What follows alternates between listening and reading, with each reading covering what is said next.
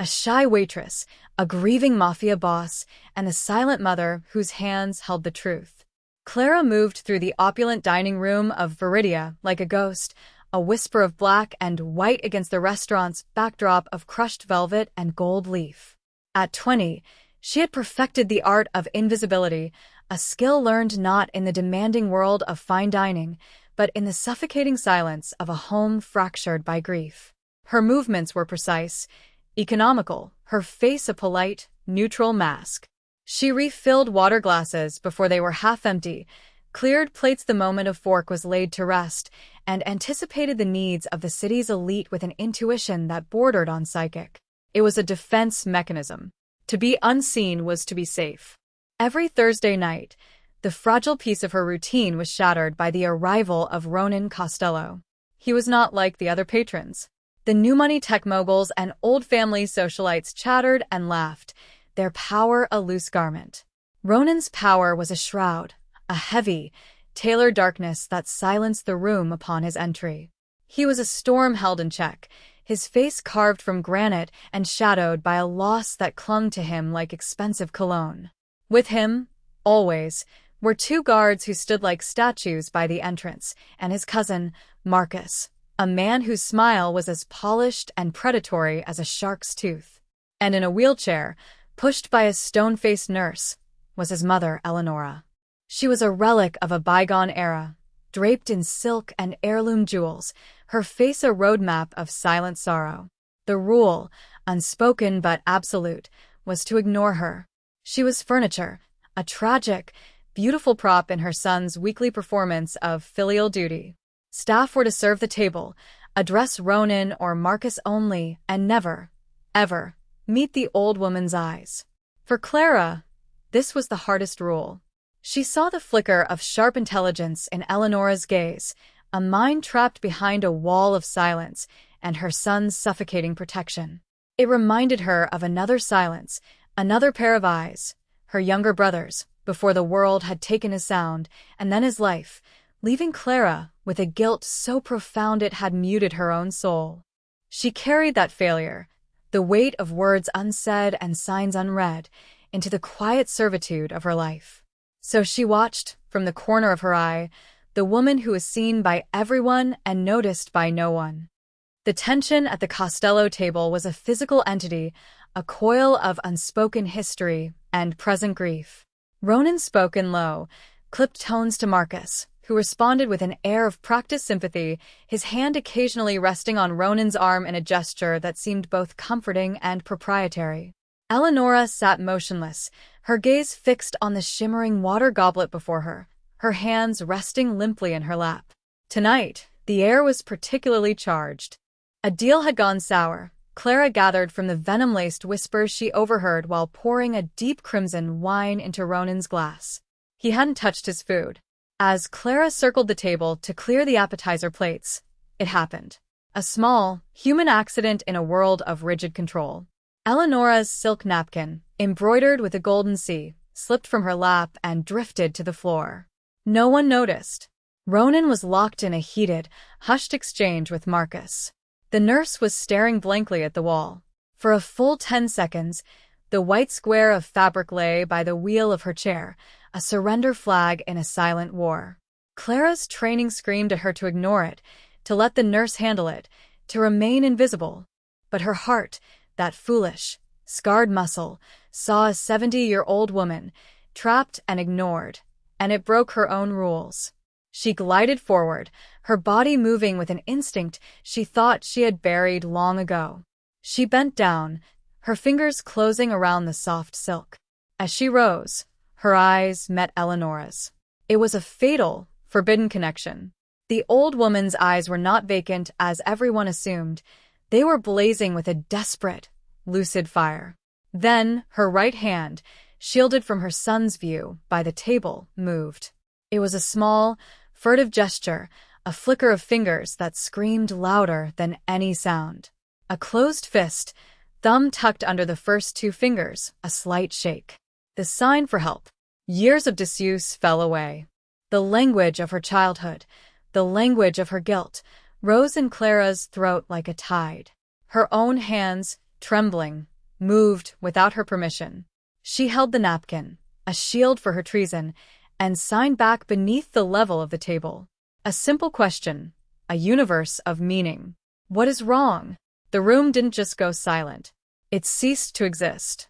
All that remained was the thunder of Clara's heart and the sudden, glacial chill of Ronan Costello's gaze locking onto her, his eyes having caught the last flicker of her fingers' movement. He didn't raise his voice. He didn't have to. What did you just do? The question was a shard of ice. The world rushed back in a cacophony of scraped chairs and indrawn breaths. Marcus's charming smile froze, cracking at the edges. The nurse stiffened, her face paling. Ronan's two guards shifted, their hands moving instinctually toward their jackets. Clara felt 100 pairs of eyes on her, stripping away the invisibility she had so carefully cultivated. Her own manager, a man named Mr. Dubois, was already moving toward the table, his face a mask of apoplectic fury. Clara stood rooted to the spot, the silk napkin clutched in her hand like a damning piece of evidence. Her mind was a whiteout of panic. She could only stare at Ronan, whose expression was unreadable, a cold, hard mask that betrayed nothing but a dangerous stillness. He rose slowly from his chair, a predator uncoiling. He didn't look at his mother. He didn't look at anyone but Clara. "Leave," he said, the word a low command not just to her, but to the entire world that had dared to witness this breach.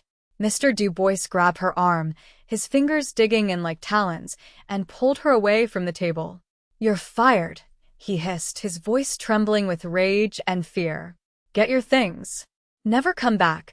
She was propelled through the kitchen, a blur of shocked faces and stainless steel, and shoved out the back door into the grimy alley. The door slammed shut, leaving her in the sudden, jarring quiet, the scent of garbage and rain her only companions. She expected to feel relief, the release of a pressure she had lived under for years. Instead, she felt a profound, aching dread.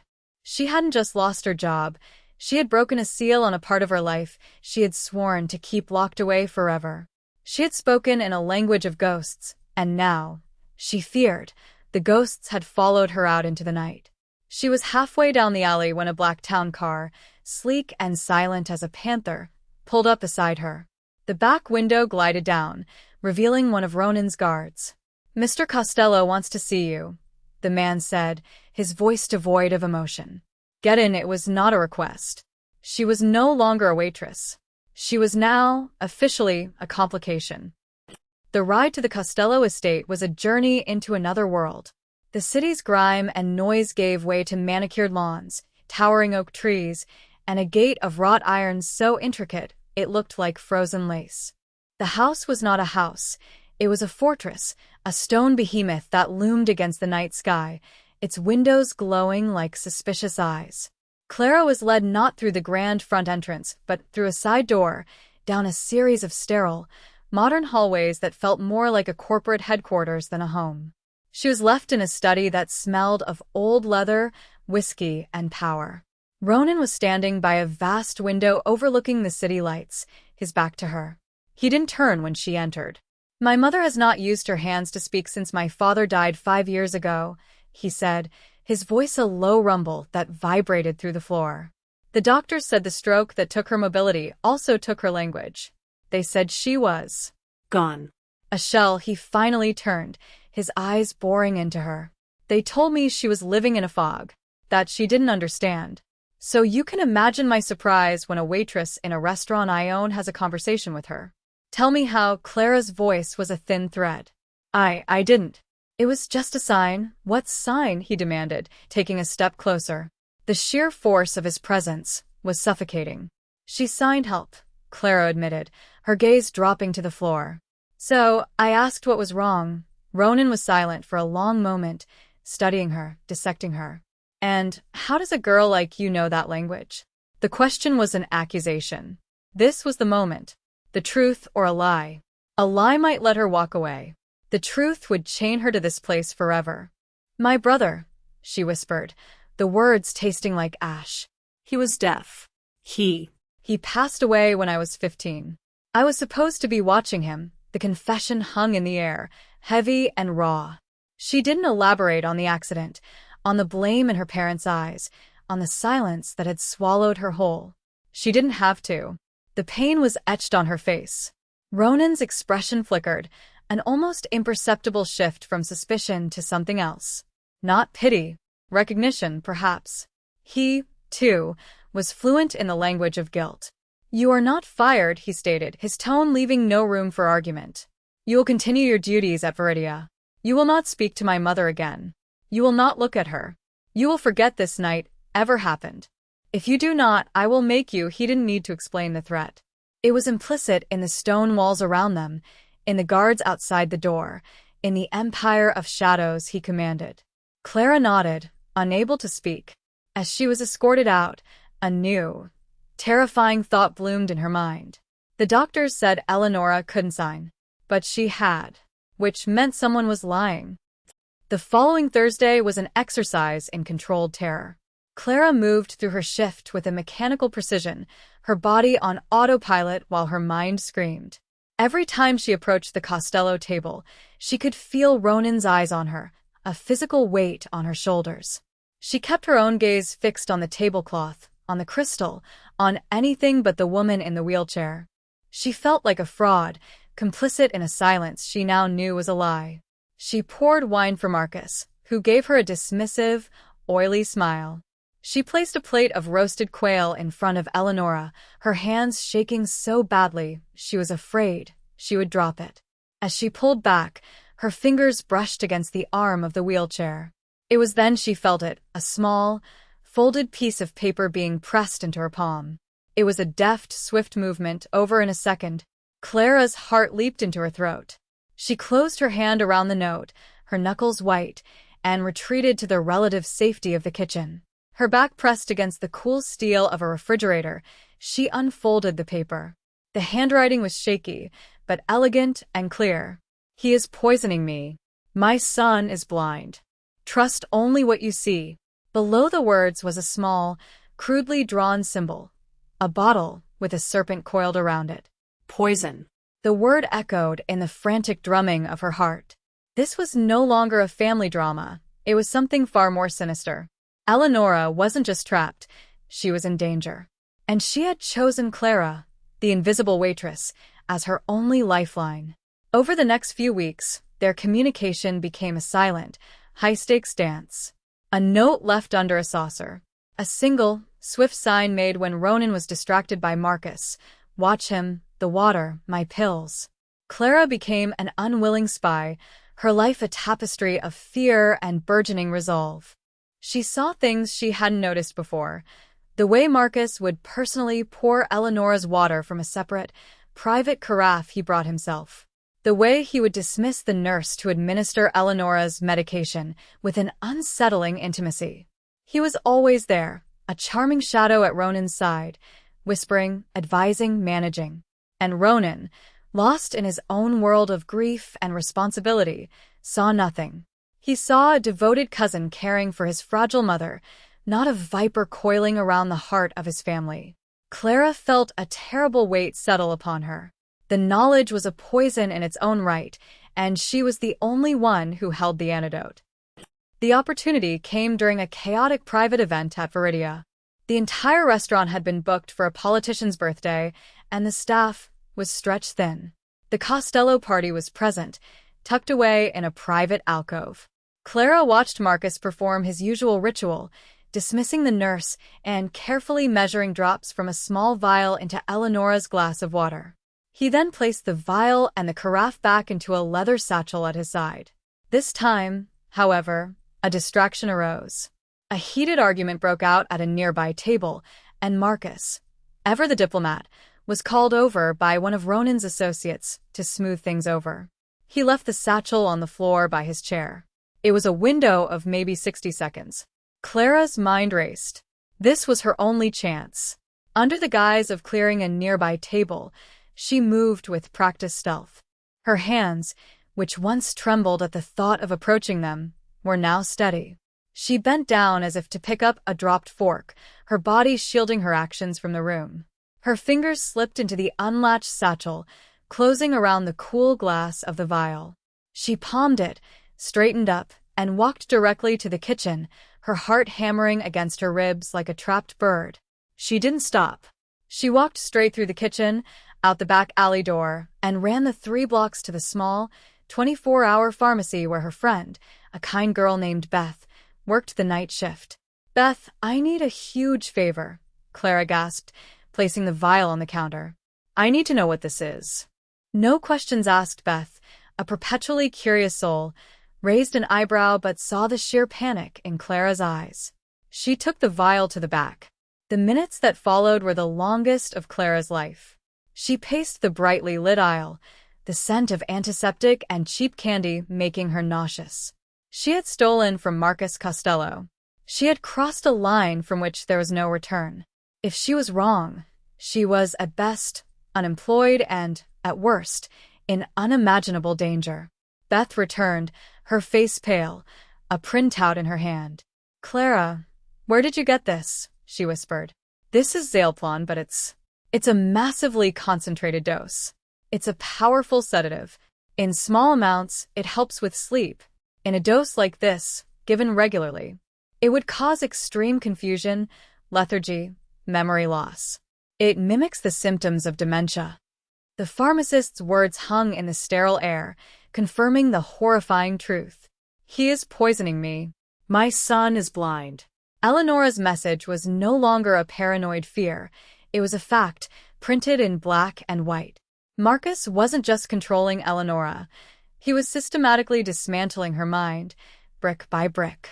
He was manufacturing the symptoms that had convinced Ronan, and a team of doctors likely on his payroll, that his mother was gone.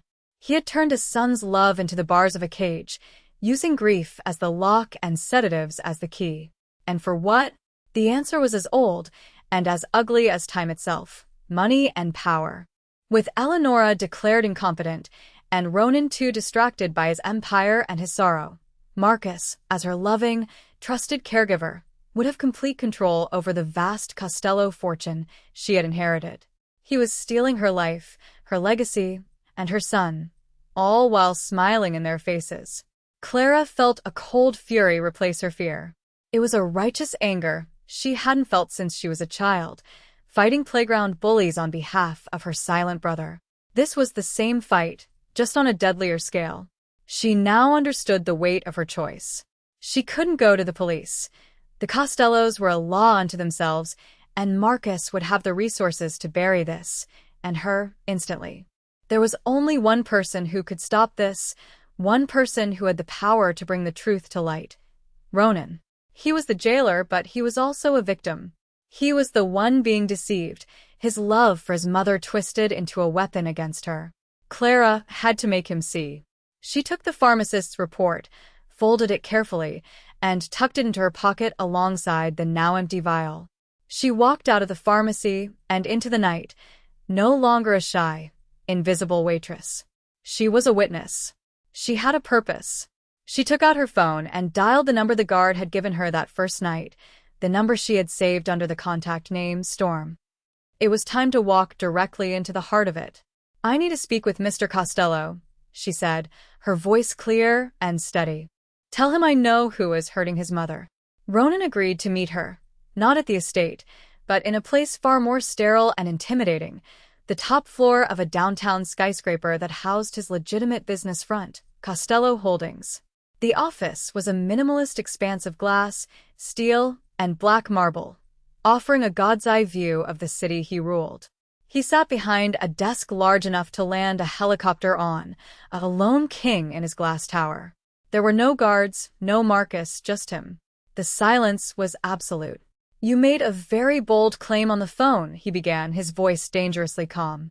"You have my undivided attention. I suggest you use it wisely." Clara walked forward, her footsteps echoing on the polished floor. She didn't sit. She stood before his desk, a stark contrast in her simple waitress uniform against his bespoke suit. She placed the small glass vial on the desk between them. Then, she laid the pharmacist's report beside it. "Your mother was right," she said, her voice ringing with a conviction she didn't know she possessed. "She signed help because she needs it. She's not in a fog, Mr. Costello. She's being poisoned. She recounted everything. The secret notes, the furtive signs, her observations of Marcus's ritual with the water, the theft of the vial, and the chilling analysis from her friend. She laid the truth bare, piece by damning piece. Ronan didn't move. He didn't look at the vial or the paper. His eyes were locked on hers, searching for any hint of deception. His face was a mask of iron control, but she could see the war raging behind his eyes, the lifetime of trust in his cousin warring with the horrifying possibility that he had been a fool. Marcus has been by my side my whole life, he said, his voice a low growl. He held me at my father's funeral. He has cared for my mother when I was too busy. You are asking me to believe that he is a monster and that my mother's doctors are liars. I'm asking you to believe your mother, Clara countered, her voice softening slightly. I'm asking you to see what's right in front of you. He's been playing on your grief, on your need to protect her. He made you her jailer, so he could rob her blind. She took a breath. He isn't just stealing her money. He's stealing her from you. That last sentence hit its mark. A crack appeared in his composure, a flicker of raw pain in his eyes. He finally looked down, his gaze falling on the vial. He picked it up, turning it over in his powerful hands. He had seen it before, on his mother's nightstand, part of the regimen Marcus so diligently oversaw. He looked at the report, his eyes scanning the chemical names and their devastating effects. Doubt, cold and sharp, had found its way into the fortress of his certainty.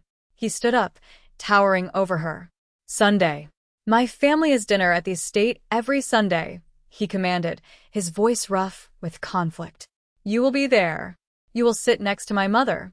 You will not say a word, but you will be her voice. The Costello dining room was a portrait of gilded suffocation. A long mahogany table gleamed under a crystal chandelier, set with a fortune in silver and porcelain.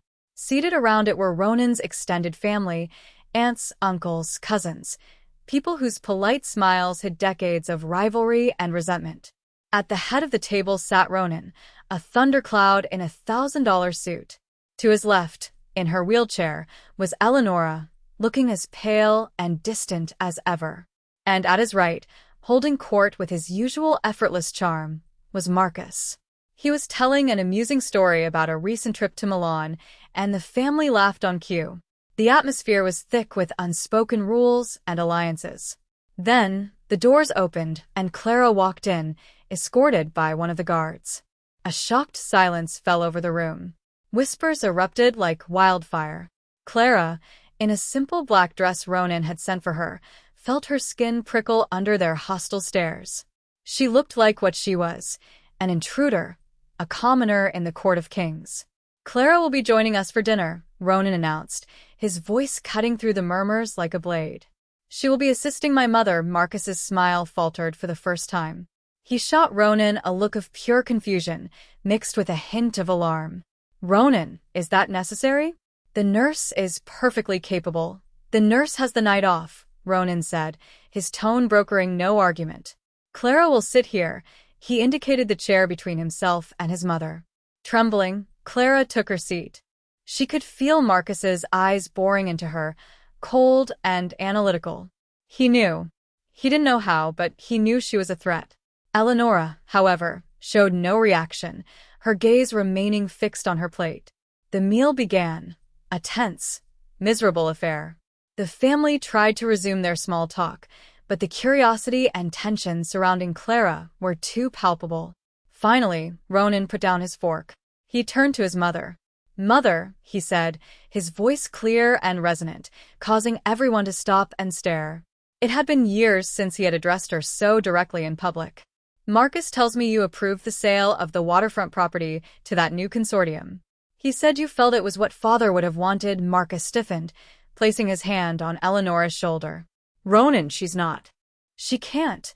Let her answer, Ronan commanded, his eyes flashing with a dangerous light. He looked at his mother's still face, then at Clara. He gave a single, sharp nod. The performance was over. It was time. Clara turned to Eleonora, her heart pounding. She leaned in close, her hands moving into the space between them, finally free to speak. Your son asks about the waterfront sale. Eleonora's eyes, which had been dull and clouded moments before, ignited with a fierce, brilliant light. The fog lifted, and the matriarch of the Costello family returned from her exile. Her hands, frail but steady, rose from her lap. They began to move, not with the furtive quickness of their secret communications, but with the grace and authority of a queen addressing her court. Clara's voice filled the stunned silence, a clear, strong conduit for the silent fury pouring from Eleonora's fingers. I never approved that sale, Clara translated, her voice ringing with Eleonora's indignation. Marcus brought me papers, yes. He told me they were for my household accounts. He guided my hand to sign them. He has been doing this for years, telling me one thing while having me sign another. Marcus shot to his feet, his face ashen. This is absurd. Ronan, she's a confused old woman. This girl is manipulating her, putting words in her mouth. Ronan didn't even look at him. His entire being was focused on his mother, on the fluid, articulate dance of her hands, on the powerful emotions blazing on her face, emotions he hadn't seen since his father was alive. Eleonora's hands moved faster, her story tumbling out. Clara was barely able to keep up, her voice rising with the passion of the translation. He told you I was fading. He brought in doctors he paid to confirm it. And every day in my water, in my tea, he gave me drops. Drops to make me sleepy, to make me forget, to make his lies look like the truth. He sold the waterfront property for half its value to a company he secretly owns. He has stolen millions. He stole my voice. He stole my son. The accusation hung in the air, devastating and absolute. Every eye in the room was now on Marcus, who was sputtering, his charm stripped away to reveal the panicked, greedy man beneath. Lies. It's all lies. Check my accounts. There's nothing. Oh, we will, Ronan said, his voice a low, deadly promise. He slowly rose from his chair and walked around the table until he stood directly in front of his cousin. The love and trust he once had for this man had curdled into a cold, terrifying rage. He reached into his pocket and placed the small glass vial on the table in front of Marcus. But first, Ronan said, his voice dropping to a whisper, "You're going to tell me about this." Marcus stared at the vial, the last piece of his elaborate deception, and his entire world collapsed. Weeks later, the oppressive silence of the Costello estate had been replaced by something new, the quiet, steady rhythm of healing. The heavy drapes were pulled back, allowing sunlight to flood the long-forgotten rooms. Clara was no longer a waitress. She was now Eleonora's companion, her translator, and, unexpectedly, her friend. Marcus was gone, erased from the family as completely as if he had never existed. His fate was a dark, unspoken question that no one dared to ask. Ronan was a changed man. The storm in his eyes had calmed, replaced by a deep, quiet remorse and a fierce, renewed love for his mother. He spent hours with them each day, his large, powerful hands awkwardly trying to form the signs Clara taught him. He was learning his mother's language, rebuilding the bridge Marcus had burned, one word at a time. Eleonora was transformed. With the sedatives gone from her system, her mind was as sharp and brilliant as ever. She had shed the persona of the fragile invalid. She directed her household, managed her finances with Clara's help, and her laughter, silent but expressive through the radiant joy on her face and in her hands, echoed in the gardens where she now spent her afternoons, free from the confines of her wheelchair. Clara had found her purpose not in the invisibility she had craved, but in the power of giving someone a voice. The guilt that had haunted her for years began to recede. She hadn't been able to save her brother, but she had saved Eleonora. She had honored his memory by using the gift he had given her. She had turned her greatest pain into her greatest strength. One sunny afternoon, as the three of them sat in the rose garden, Eleonora signed something to Ronan, her expression tender. Clara smiled and translated. "She says you have your father's eyes, but you have her stubborn heart." Ronan signed back, slowly but correctly, "And I have my mother back. How many voices around you are silent, not because they cannot speak, but because no one has learned their language. How many people have stories trapped inside them, waiting for someone to have the patience, the empathy, the courage to listen? We live in a world of noise, a constant barrage of opinions and demands, and it is easy to overlook the quiet ones, the ones we deem too old, too different, too broken to have anything to say. We build walls of protection that become prisons. We let grief blind us to the truth sitting right beside us. We trust the charming voice and ignore the silent hands that are screaming for help. Look around you. Who in your life have you stopped truly listening to? Who have you dismissed? The strength to change the world, to uncover a lie, to save a life, might not come from the loudest voice in the room. It might come from the quietest observer. It might come from you. Be the person who stops to pick up the napkin. Be the one who dares to ask, what is wrong? Be a voice for the voiceless. If this story moved you, share it.